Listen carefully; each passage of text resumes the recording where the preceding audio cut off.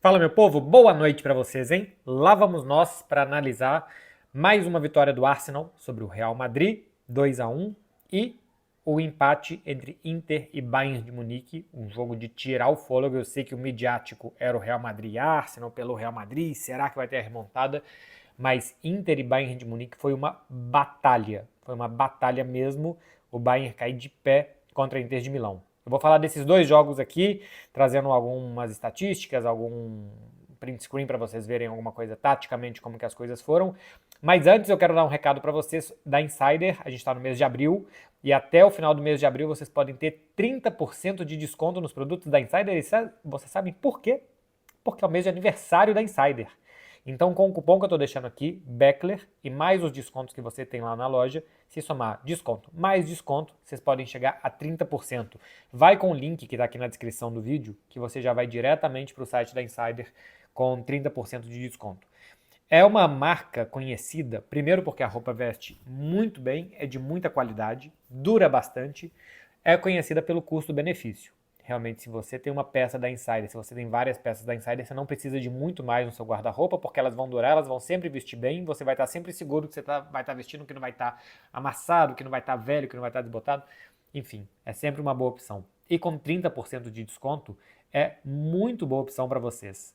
Eu sempre falo aqui, se você ainda não deu uma chance, se você ainda não tem uma peça da Insider SQ Attack T-shirt, dá uma chance. E depois vocês falam para mim se vale a pena ou não, porque vale muito a pena e eu estou muito feliz com essa parceria com a Insider, parceira aqui do canal já há alguns meses e vamos continuar assim.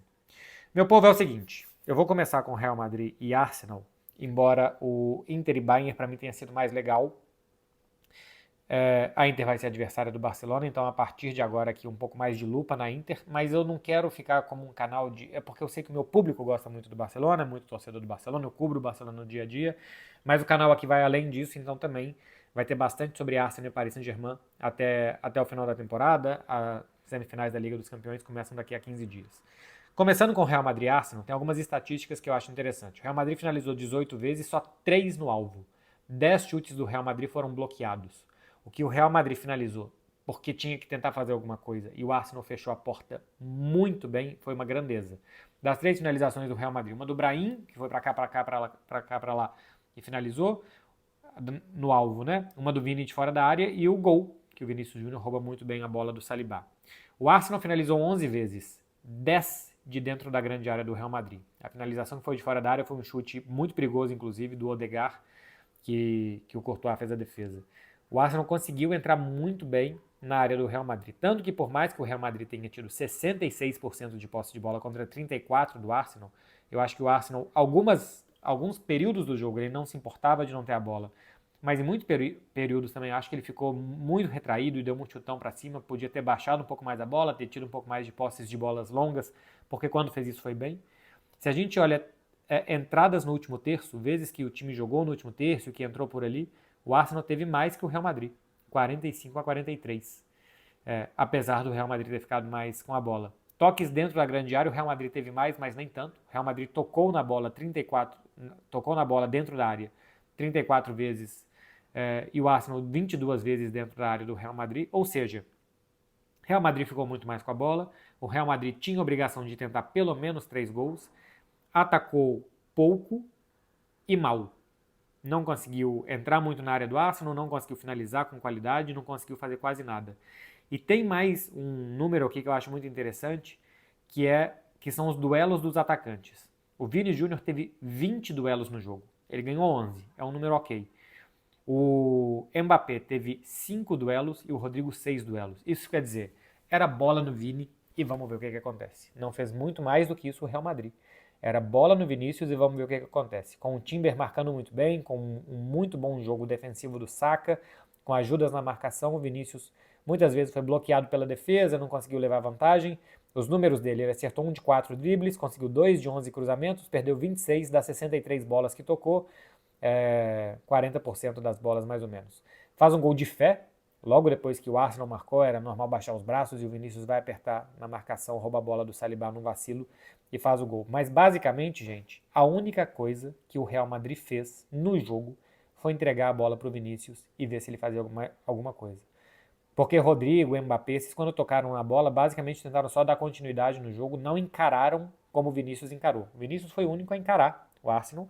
Não esteve bem, não é uma boa temporada do Vinícius, mas ele foi o único que tentou. Eu deixo aqui uma pergunta para vocês, se alguém tiver resposta, pode deixar aqui nos comentários, porque eu vou ler com especial atenção dessa vez. Como o Real Madrid tentou atacar o Arsenal? Eu não tenho assim, uma resposta que não seja entregar a bola para o Vini e ver o que ele podia fazer, e um tanto de cruzamento que não eram nem cruzamentos perigosos. Em alguns momentos o Real Madrid conseguia chegar na linha de fundo, fazer um cruzamento, alguma coisa mais perigoso, mas era cruzamento da intermediária para ver o que acontecia. O Real Madrid não conseguiu minimamente construir, não é nem que ele tentou construir, e que o Arsenal estava muito bem postado, coisa que estava, de novo, mais uma vez, mas não é nem que ele tentou e que bateu num muro intransponível do Arsenal. Não dá para saber qual era a intenção do Real Madrid. A parada é que não dava para saber o que o Real Madrid queria fazer em campo. Eu falei hoje no programa da TNT e eu repito, essa eliminatória, o futebol colocou o Real Madrid no seu devido lugar. O Real Madrid tomou um 5-1 no agregado do Arsenal. O futebol colocou o Real Madrid no seu devido lugar. O que isso quer dizer? Que de vez em quando, você não fazer contratação no mercado de inverno quando perde jogador. Você apostar em estrela, como foi contratar o Mbappé e não repor a saída do Toni Kroos, apostar que com os músculos que o Real Madrid tem no meio campo, né? Com Fede Valverde, que é muito forte, com Tchouaméni, com Camavinga, com Bellingham, são meio-campistas muito fortes. O Bellingham desses, todos têm a sua técnica, mas o Bellingham desses é o mais cabeça pensante, mas os outros são muito explosivos. E saiu o Toni Kroos, que era um jogador muito organizador. O Real Madrid teve alguma coisa parecida com soberba essa temporada, de achar que dava com a chegada de mais uma superestrela e a perda de coletividade como perdeu, e a perda de jogadores importantes como Carvajal, como Militão, o Mendy se machucou agora na reta final, mas já tinha o Fran Garcia, e de não contratar para setores importantes como meio campo e defesa, e o futebol que o Real Madrid apresentou foi muito pobre, porque o Ancelotti não conseguiu transformar de novo esse time, e pegou um time muito bem trabalhado do outro lado, com muitos desfalques, que também errou, aliás, no mercado, né? O Arsenal também devia ter contratado atacante, não contratou, quando se machucou o Gabriel Jesus, depois machucou o Havertz com o mercado já fechado. Encontrou o Mikel Merino, que fez um gol e deu 2 assistências nessa eliminatória com o Real Madrid, e que vem cumprindo bem o papel como atacante. Mas eu acho que a frase, quando eu digo que o futebol colocou o Real Madrid no seu devido lugar, o que eu quero dizer é que nem sempre só os jogadores, só a mística, só a história, só o pacto, só, sabe, os 90 minutos longos do Bernabéu vão resolver. Para que tudo isso resolva, você tem que jogar bola de algum jeito. E o Real Madrid nessa temporada não está jogando nada. Nos últimos 11 jogos, o Real Madrid perdeu 6 e ganhou 5. O Real Madrid mais perdeu do que ganhou nos últimos 11 jogos, de março para cá, assim, um mês e meio, 45 dias, o Real Madrid mais perdeu que ganhou. Já perdeu 6 vezes nesse período. Na temporada passada inteira foram 2 partidas que o Real Madrid perdeu. Porque achou que dava para repetir o que fez na temporada passada, né? Que também perdeu muitos jogadores e que achou que ainda assim ia chegar. A questão é que muitas vezes o Real Madrid coloca o futebol no lugar dele também. Porque o Real Madrid também mostra que é possível com jogadores, nem sempre dominando, sendo dominado. Muitas vezes o Real Madrid mostra para o futebol que também tem essa outra forma de ganhar, de jogar, de viver esse esporte. Mas não foi o caso, pelo menos até agora, nessa temporada.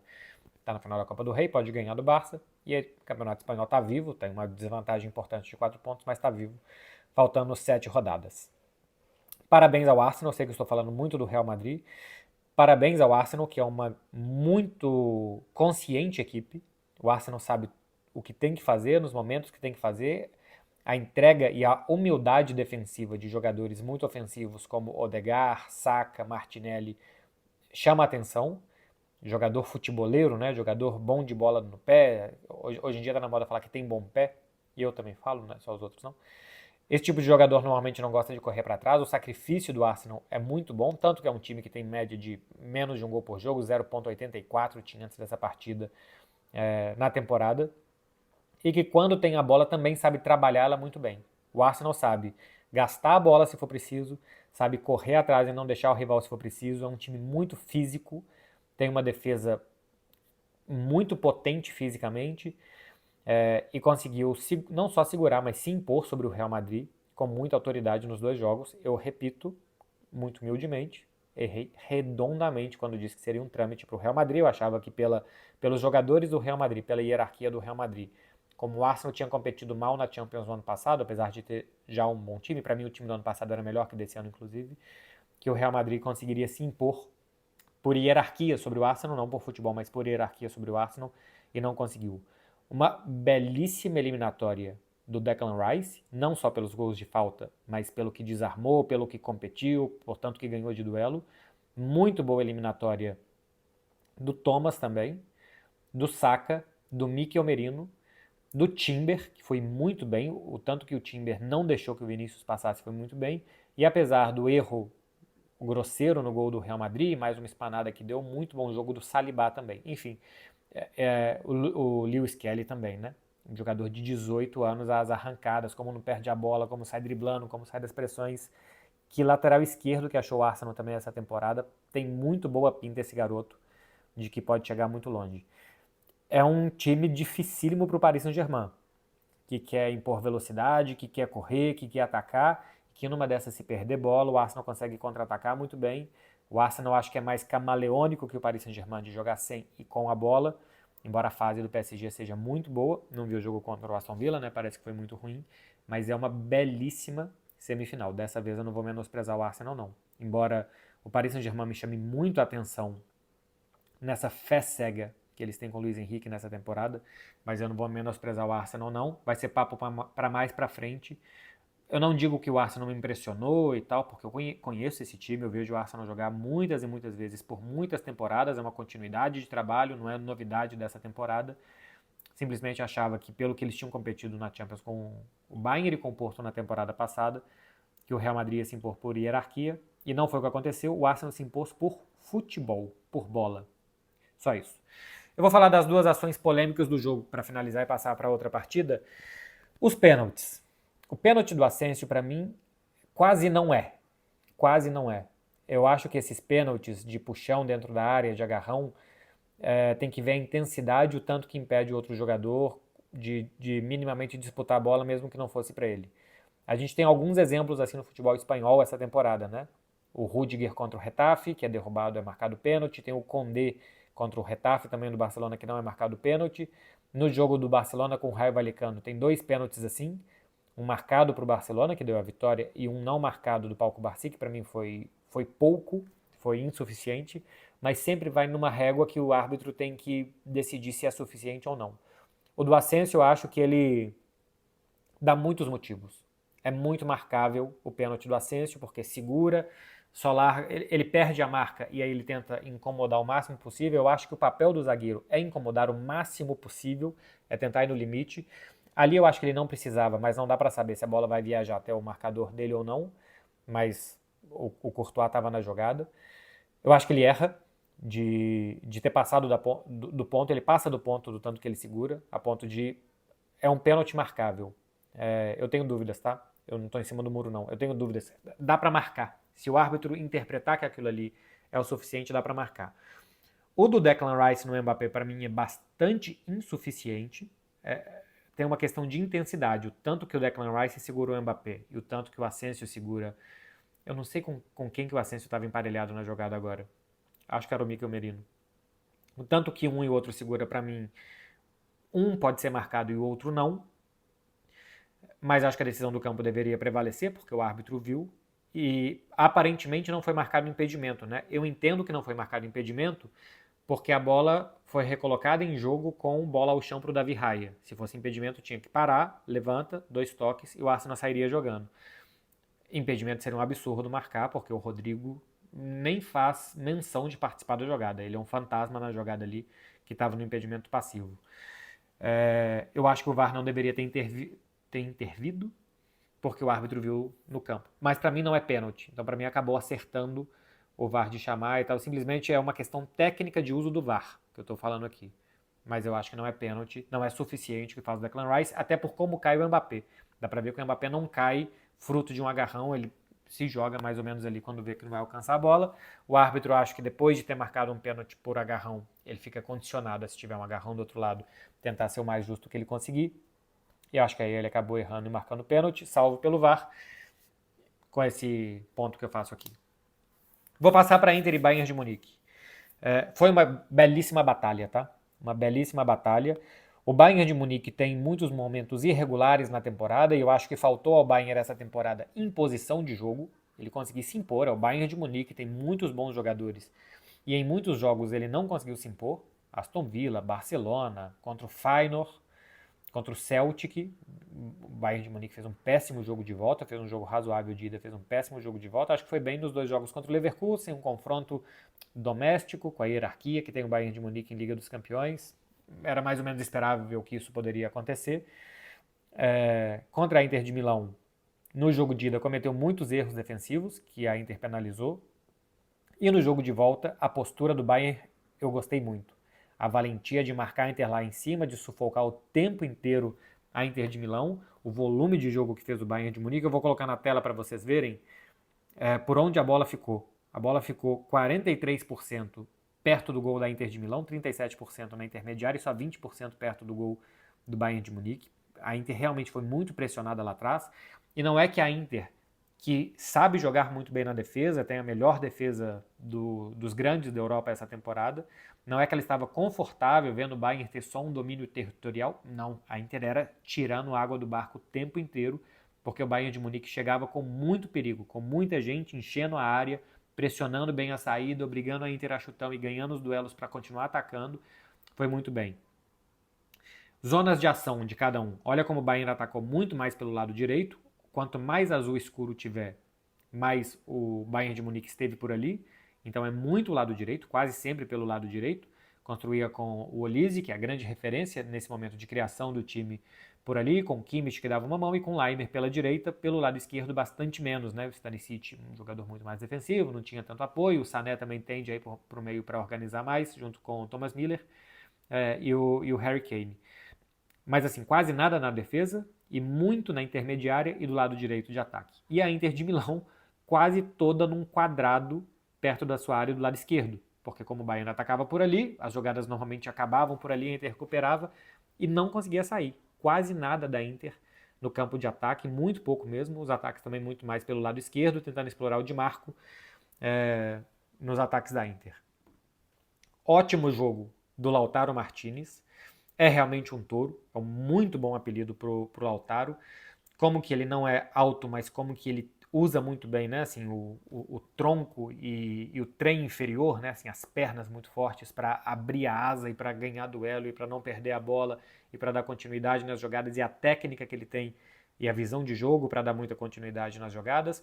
Não foi um bom dia do Marcos Thuram, as oportunidades que teve parecia lento, não chegava a tempo, dava tempo de recuperação da defesa do Bayern de Munique, mas eu achei a luta dos dois muito bonita. A luta da Inter e a luta do Bayern de Munique, como que o Bayern atacou, pressionou, a Inter precisou Bastoni salvar uma bola cara a cara, colocando o pé no último momento, o Sommer aparecendo no último lance do jogo praticamente para salvar, o Urbig lá na área o tempo inteiro. Os gols da Inter de Milão de bola parada, um com muita sorte, né, do Lautaro pegando o rebote, e a outra é uma bola má defendida pelo Kim Min-jae. O gol do Harry Kane também, eu acho que ele tem espaço demais para abrir para o chute. Tinha que ter, acho que era o Di Marco que estava em cima dele, né? Tinha que ter reduzido mais o espaço do Harry Kane, especialmente para levar para o pé direito. Enfim, o Bayern conseguiu fazer 2 gols na Inter em um jogo só, o que é muita notícia. Tinha tomado só um em casa nessa Liga dos Campeões. Conseguiu fazer 3 gols no duelo. E podia ter caído para qualquer lado, tá? Podia ter passado o Bayern, passado a Inter no somatório dos 180 minutos. Foi um confronto muito equilibrado, muito bonito de ver como que o Bayern submeteu a Inter, especialmente eu acho que no jogo de volta, a essa pressão toda, e a Inter não se sentiu confortável e teve que sobreviver, 2 gols de bola parada. Aí a Inter teve um pouquinho mais de clarividência no jogo, mas depois o Bayern conseguiu crescer de novo e depois do gol do Dyer pressionar muito. Uma pena que seja o fim da linha para o Thomas Müller, jogador histórico como ele, sai da Liga dos Campeões. Eu acho que de dever cumprido, de cabeça erguida, né? Um dos grandes jogadores dessa geração. Eu vou fazer um vídeo sobre ele quando de fato acabar essa trajetória pelo Bayern de Munique, para fechar com os números e tudo. Mas já falo de antemão, que é o mais subvalorizado dessa geração de jogadores. É o Thomas Müller, porque é um craque e que foi muito útil até o último minuto para o Bayern de Munique. A Inter será adversária duríssima para o Barcelona. Duríssima, duríssima, duríssima. É muito física, tem contra-ataque muito forte. O trio de meio-campistas é um bloco que parece um tijolo, são feitos de... parece um bloco de concreto. Defende muito bem a área. Se o Barcelona for atacar pelos lados, defesa de 5, você tem que passar por um e por outro, por outro. Enfim, vai ser um confronto muito bonito também, eu espero. Vai se decidir em Milão. Isso para a Inter é muito bom. A força da torcida, a festa da torcida foi sensacional. Eu fiquei muito mais empolgado com o jogo da Inter e do Bayern, tá? Foi um jogaço esse 2-2. O Real Madrid 1, Arsenal 2. Tinha tudo isso que a gente esperava do Real Madrid e tal. E a coisa midiática e tudo que o Real Madrid é. Mas o que a gente viu foi um Arsenal muito tranquilo em campo. O Real Madrid tinha 12 de 15 nas últimas 15 Champions, 12 semifinais. Dessa vez não passou, nem sempre vai passar. Não acho que é para perseguir todos os fantasmas do mundo, mas essa temporada acho que o Real Madrid trabalhou pior do que trabalhou em outras. E a Inter de Milão chega à sua segunda semifinal em 3 anos. A Inter tem um trabalho muito bom nas mãos do Simone Inzaghi. É a primeira semifinal do Arsenal em muito tempo. Tinha chegado às quartas do ano passado. É importante sempre estar, porque quanto mais você está, mais chances você tem de ir passando. É a primeira semifinal do Barcelona em 6 anos, só a segunda em 10 temporadas. E no Paris Saint-Germain, 2 anos de Luiz Henrique, 2 semifinais. Não duvidem do Luiz Henrique, não achem que é por acaso que ele consegue o sucesso que consegue. É isso, meu povo. Espero que vocês tenham gostado, hein? Das análises de Real Madrid 1, Arsenal 2, Inter 2, Bayern 2. O Arsenal-Real Madrid foi a maior diferença das quartas de final, né? A Inter passou por um gol, o PSG passou por um gol, o Barcelona passou por 2 gols e o Arsenal passou por 4 gols. É a maior diferença. Só me toquei disso agora que eu já tinha dado boa noite para vocês. Agora sim, boa noite de novo. Tchau, tchau, gente. Até a próxima.